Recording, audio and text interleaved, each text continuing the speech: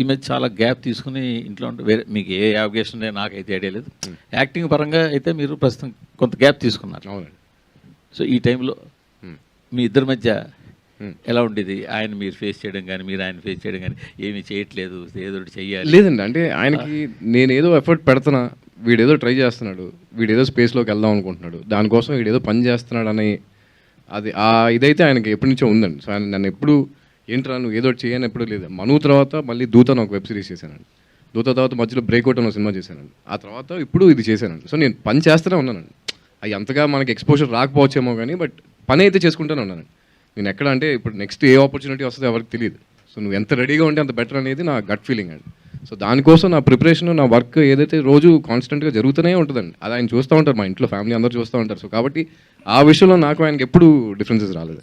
తర్వాత ఇంకో పాయింట్ మూర్తి గారు ఏంటంటే, మనం ఏదో పుష్ చేసిందా చెప్పేది చూడండి, చేసేద్దాం మీరు ఖాళీగా ఉన్నారేంటి అది ఇదండి.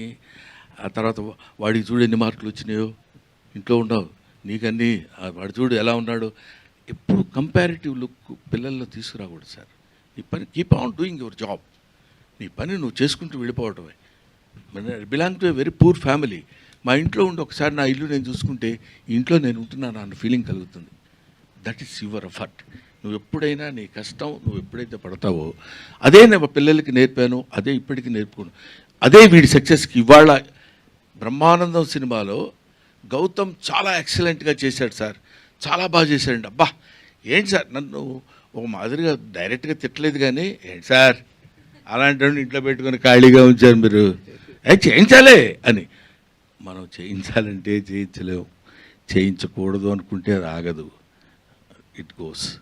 అది ఈ టైం ఇప్పుడు వీడికి వచ్చిందని నేను నమ్ముతున్నాను. అవును, మంచి ఆర్టిస్టు, మంచి ఫిలాసఫీ. సో ఆయన దగ్గర నుంచి మీకు వచ్చిన యూజువల్గా తండ్రి పోలికలు కావచ్చు, తాత పోలికలు రావచ్చు, సో ఆయన దగ్గర నుంచి మీకు వచ్చిన క్వాలిటీ నేను చెప్తాను. నేను చెప్తాను రా, నువ్వే చెప్తావు, నేను చెప్తాను రా. ఇద్దరికి పోలిక ఏమొచ్చింది అర్థం నాకెందుకు సార్, ఆడే చెప్పుకుంటాడు, నాకెందుకు లేదు అడిగిన దాన్ని. అంటే మీరు అడిగిన క్వశ్చన్ జెన్యున్గానే ఆన్సర్ ఇద్దాం. చిన్నప్పటి నుంచి చూస్తున్నా కదా, ఆయన దగ్గర నుంచి నేను నేర్చుకుంది ఏదైతే ఉందో గ్రాటిట్యూడ్ అనేది ఒకటి నేర్చుకున్నాను. జంజాల గారి దగ్గర అంటే ఏ స్టేజ్లో ఏ ఈవెంట్ జరిగినా ఏం జరిగినా జంజాల గారి పేరు రాకుండా ఆయన ప్రస్తావన రాకుండా ఏ టాపిక్ ఉండదండి. ఆ గ్రాటిట్యూడ్, లేకపోతే ఇప్పుడు ఏదైనా వర్క్ బాగుంది అనుకోండి, ఎవరిదైనా టీవీలో చూసినప్పుడు కానీ ఇమీడియట్గా ఫోన్ తీసుకుని వాళ్ళకి ఫోన్ చేసి అప్రిషియేట్ చేస్తారు. ఇలాంటివి అంటే మొన్న రీసెంట్గా రంగమార్తాండకి కూడా యాక్టింగ్ పరంగా నాకు ఏదైనా ఇన్స్పిరేషన్ ఉందనుకుంటే, రంగమార్తాండకి ఒక సీన్లో వాళ్ళ వైఫ్ చనిపోయినప్పుడు చితి దగ్గర ఏడుస్తారు, ఒక సీన్ ఉంటుంది. దానికి ముందు రోజు ఆయన మీ కిందకి లంచ్కి వెళ్తే కిందకి డైనింగ్ టేబుల్ దగ్గర భోజనానికి రాలా.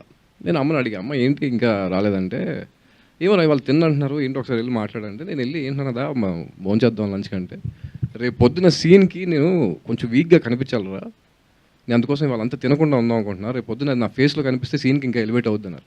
అంటే ఈ ఏజ్లో ఆయన ఇంకా, అంటే నేను అనేది అంత ఆయన చేయని ఏం లేదు, ఆయన ప్రూవ్ చేసుకోవాల్సిన అవసరం లేదు, అన్నీ చేస్తారు ఆయన.